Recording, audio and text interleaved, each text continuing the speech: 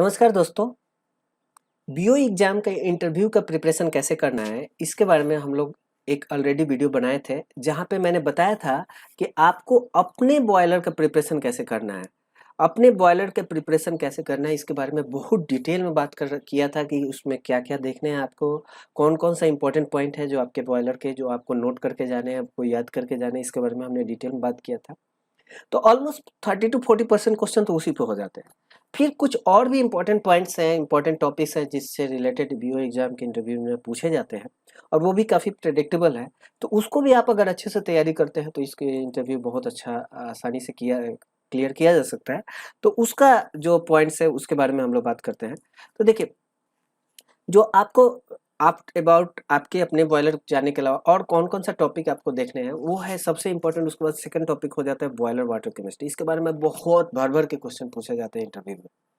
और उसमें क्या, पहला क्वेश्चन तो क्या रहता है कि आपके जो खुद के बॉयलर का जो बीएफडब्ल्यू सर्किट है, ब्लो डाउन है, स्टीम कंडेंसेट है, इस सब का जो लिमिट्स है वो क्या क्या है। मतलब कितना पीएच मेंटेन करना है, कितना कंडक्टिविटी मेंटेन करना है, कितना सिलिका, ये सब जो आपका खुद का बॉयलर का है वो लिमिट अच्छे से याद रहना चाहिए। ये भी पता होना चाहिए कि इसका सैंपल हम लोग कहाँ से पकड़ते हैं, बीएफडब्ल्यू का कहाँ से पकड़ते हैं, ब्लो डाउन कहाँ से पकड़ते हैं।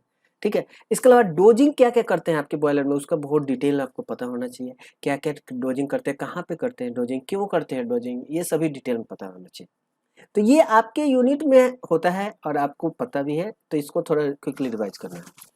इसके अलावा अगर आपकी यूनिट पे डीएम वाटर प्लांट नहीं है तब भी डीएम वाटर प्लांट से रिलेटेड क्वेश्चन जरूर पूछते हैं। और डीएम वाटर प्लांट दो तरीका से डीमिनरलाइजेशन किया जा सकता है, आयन एक्सचेंज प्रोसेस से या रिवर्स ऑस्मोसिस प्रोसेस से। तो ये दोनों ही आपको पता होना चाहिए।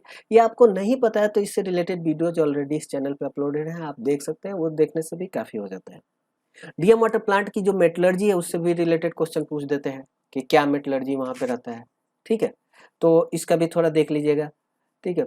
इसके अलावा वाटर का प्री ट्रीटमेंट, मतलब वाटर का डिमिनरलाइजेशन के पहले वाटर का प्री ट्रीटमेंट भी किया जाता है, उसके बारे में भी आपको पता होना चाहिए। उससे रिलेटेड भी वीडियोज इस चैनल पे हैं, आप देख सकते हैं। उसको देखने से आपका वो कॉन्सेप्ट क्लियर हो जाएगा, उतना काफी रहेगा। इसके अलावा डिएरेटर, डिएरेटर जो है उसके बारे में भी, ये भी एक वाटर केमिस्ट्री के पार्ट में रखा हूँ क्योंकि इम्प्योरिटीज निकालने के काम में आता है, मतलब गैसेस इम्प्योरिटीज निकालने के लिए। तो ये भी पता होना, इससे रिलेटेड भी वीडियो इस चैनल पे आपको वो देखना है। इसके अलावा प्राइमिंग, फोमिंग, कैरी ओवर, ये सब इंपॉर्टेंट है।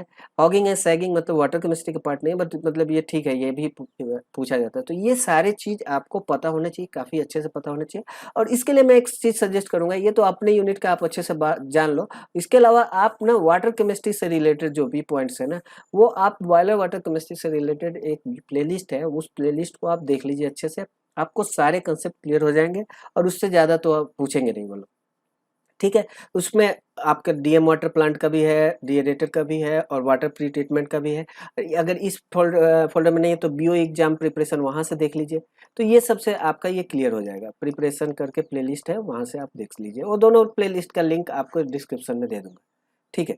एनीवे, अब हम बात करते हैं इसके अलावा वाटर केमिस्ट्री के अलावा कुछ जनरल क्वेश्चन भी पूछे जाते हैं, जो कि मतलब कोई एक स्पेसिफिक टॉपिक के अंदर नहीं बोल सकता हूँ। जैसे कि एक इफिशियंसी कैलकुलेशन, जो कि आपको थ्योरी में भी पूछा जाता है, इंटरव्यू में पूछा जाता है डायरेक्ट इंडिया। आपके खुद के बॉयलर का इफिशियंसी कैसे कैलकुलेट करोगे, बोल दिया कि आपके बॉयलर है, आपका इफिशियंसी कैलकुलेट करो, करके दिखाओ।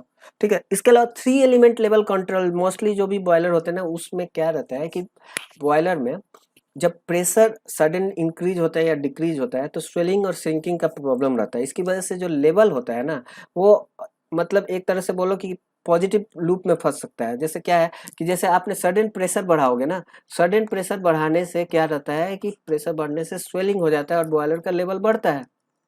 सॉरी, प्रेशर सडन प्रेशर घटाने से मतलब आप ऐसे समझो कि आपका कोई बॉयलर है और आपने लोड सडन बढ़ा दिया। लोड बढ़ा दिया मतलब उससे स्टीम ज़्यादा लेने लगे, तो लोड बढ़ाने से क्या होता है, प्रेशर घटती है। प्रेशर घटने से क्या होता है, स्वेलिंग हो जाती है। स्वेलिंग होने से लेवल बढ़ जाती है। स्वेलिंग होती है इसलिए लेवल बढ़ जाती है। तो अगर नॉर्मल कंट्रोलर होगा तो वो सोचेगा लेवल बढ़ गया तो वो बॉयलर फीड वाटर का फ्लो घटा देगा, फीड वाटर का फ्लो घटा देगा। तो ये ना हो, इसके लिए 3 एलिमेंट लेवल कंट्रोल बोलेंगे, क्योंकि आपने क्या किया है, लोड बढ़ाया है।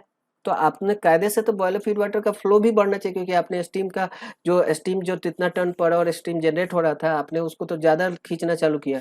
तो फिर बॉयलर फीड वाटर का भी फ्लो बढ़ना चाहिए। तो वो चीज ना हो, इसके लिए एक आप क्या रहता है कि स्टीम का जो फ्लो है वो भी एक कंट्रोल लूप में ले लिया जाता है, स्टीम फ्लो को भी।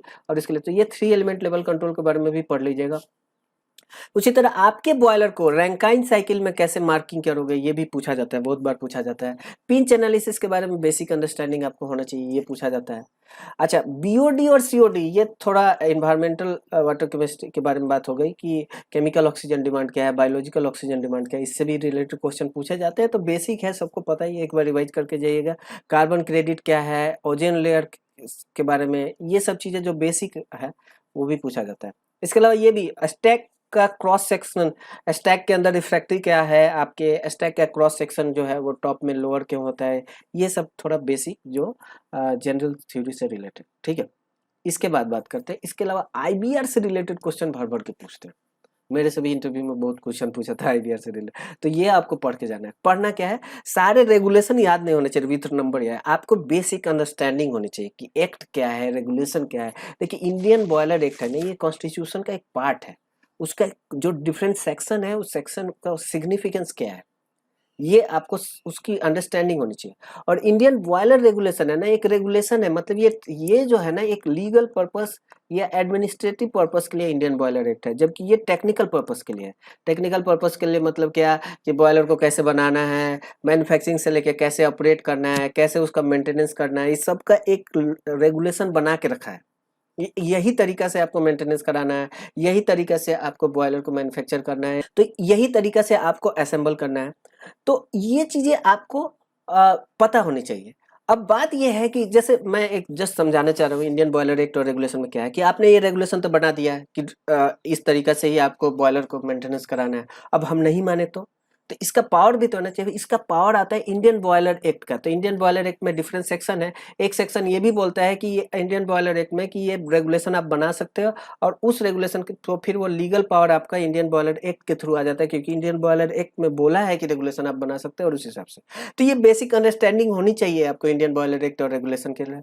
इसके अलावा आपको ये एकदम कैटेगोरिकली क्लियर पता होना चाहिए कि बॉयलर कैसे रजिस्ट्रेशन कराते हैं और उसका रिन्यूअल कैसे होता है। ये आपको पूरा डिटेल में पता होना चाहिए। आपके अपने बॉयलर का कैसे आपके इंस्पेक्शन डिपार्टमेंट क्लियर कट बता देंगे, वो आपको पूरा अच्छे से पता होना चाहिए। बॉयलर का हाइड्रो टेस्ट एकदम अच्छे से याद होना चाहिए कि आपको आप जैसे करते हो उसका नहीं, आईबीआर में जो रूल्स है उससे अलग आप बोल दिए तो गड़बड़ है। तो आईबीआर का रूल आपको अच्छे से पता होना चाहिए, और आप हाइड्रो टेस्ट कैसे करते हो दोनों देख लो कि उसके सिंक्रोनाइज होना चाहिए। गड़बड़ बोलोगे तो दिक्कत हो। उसी तरह स्टीम टेस्ट कैसे करते हैं, सेफ्टी वाल्व का फ्लोटिंग टेस्ट कैसे करते हैं। कुल मिला के इंडियन बॉयलर रेगुलेशन एक का जो बुक है ना, उसका चैप्टर 9 जो है ना, ये चैप्टर 9 में ये सारे दिए हैं। तो चैप्टर 9 आपको बहुत इंपॉर्टेंट है। ये सब चीजें जो ना चैप्टर 9 से आप देख लेना, चैप्टर 9 में। और ये हाइड्रो टेस्ट, और हाइड्रो टेस्ट तो लाइन बाय लाइन याद रहना चाहिए। मतलब पूछते ही पूछते हैं, मेरे से भी पूछ लिया, बहुत लोगों से पूछते हैं, हर बार पूछते हैं हाइड्रो टेस्ट।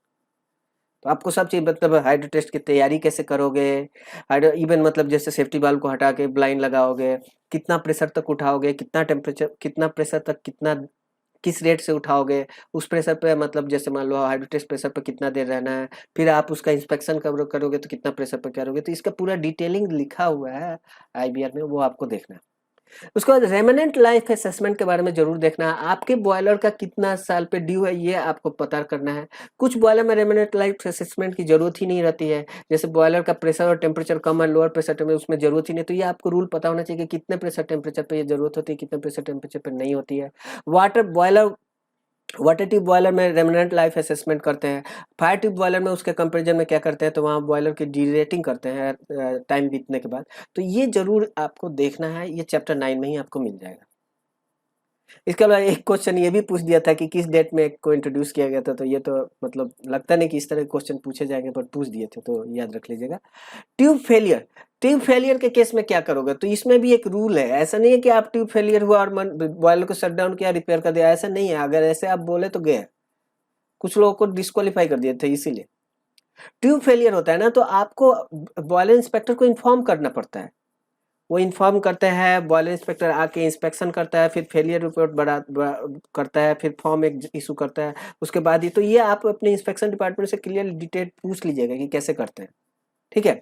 इसके अलावा जो डिफरेंट फॉर्म्स है वो अलग अलग जो इशू करते हैं, मैन्युफैक्चरिंग एजेंसी क्या इशू करता है। उसी तरह आपको अपने बॉयलर का फॉर्म 6 तो याद ही होना चाहिए। उसमें जो भी डेटा है ना, फॉर्म 6 आपको डिटेल में याद होना चाहिए।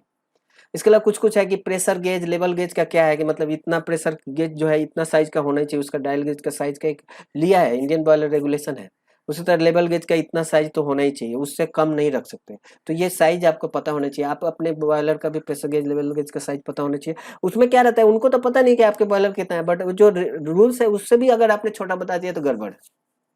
तो ये चीजें आपको थोड़ा डिटेल में देख लेनी है। तो इंडियन बॉयलर रेगुलेशन एक्ट के बारे में आपको पूरा पता होना चाहिए। इसके अलावा एनडीटी टेक्निक्स, इसको भी अच्छे से पढ़ना है, इससे भी क्वेश्चन पूछा जाता है और हमसे भी पूछा गया था। डीपी टेस्ट क्या है, मैग्नेटिक पार्टिकल टेस्ट क्या है, विजुअल इंस्पेक्शन क्या है, रेप्लिका टेस्ट हमसे पूछ दिया था। रेप्लिका टेस्ट क्या है, जिसको इन सिटू मेट्रोग्राफी भी बोलते हैं। रेडियोग्राफी टेस्ट क्या है, अल्ट्रासोनिक टेस्ट क्या है, thermography, hardness test, eddy current test, ये सारे को ब्रीफली पढ़ लेना, बहुत डिटेल में इंस्पेक्शन डिपार्टमेंट की तरह नहीं पढ़ना है। 2-2 स्लाइड आपने पढ़ लिया इसका तो काफी है। ठीक है, तो अगर आपको यहाँ तक अगर आपको समझ में आता है तो ठीक है, अगर नहीं समझ में आता है तो आप मुझे बोलोगे तो मैं इससे रिलेटेड एक ब्रीफ वीडियोज भी बना दूंगा एनडीटी टेक्निक्स से रिलेटेड। ठीक है, इसके अलावा बॉयलर ट्यूब फेलियर से रिलेटेड क्वेश्चन खूब पूछते हैं, तो वो आपको पता होना चाहिए कि ट्यूब फेलियर किस किस वजह से होता है। कोल्ड एंड कोरोजन क्या है, यानी ड्यू पॉइंट कोरोजन क्या है, हॉट एस कोरोजन क्या है, ये सब चीजें पता होना चाहिए। आपके बॉयलर से रिलेटेड भी क्वेश्चन इसी से बना के पूछ देंगे। क्रीप क्या होता है, इरोजन क्या होता है, फ्लो एक्सेलरेटेड असिस्टेड कोरोजन क्या होता है, जो कि फीड वाटर लाइन में जनरली होता है। कॉस्टिक एंड हाइड्रोजन इम्ब्रिटलमेंट क्या होता है, ओवर हीटिंग कैसे होता है, फैटिग क्या होता है, ये सारे चीजें आपको पता होना चाहिए। ठीक है, और उसी तरह आपको बॉयलर इमरजेंसी के बारे में मैं लास्ट पार्ट में भी बोला था, बॉयलर इमरजेंसी के बारे में भी बहुत डिटेल में पता होना चाहिए। तो इससे रिलेटेड जो बॉयलर वाटर केमिस्ट्री है उसमें भी मैंने कोरोजन से रिलेटेड कुछ टॉपिक कवर कर रखे हैं। बाकी जो टॉपिक है, अगर आपको कोई लगता है कि इस टॉपिक पे भी वीडियो बनने चाहिए तो आप बोलेंगे तो मैं वीडियो उसको बना देंगे। तो ये सारे टॉपिक, और आपने अपने बॉयलर से रिलेटेड अगर पढ़ के जाओगे ना तो आप 80 to 90% क्वेश्चन जरूर कर दोगे, और उतना काफी है इस एग्जाम को पास करने के लिए। ठीक है, तो आशा करता हूँ कि आपको ये वीडियो काम की लगी होगी। वीडियो देखने के लिए धन्यवाद। कोई और पॉइंट है तो आप कमेंट बॉक्स में जरूर लिख सकते हैं। Thank you.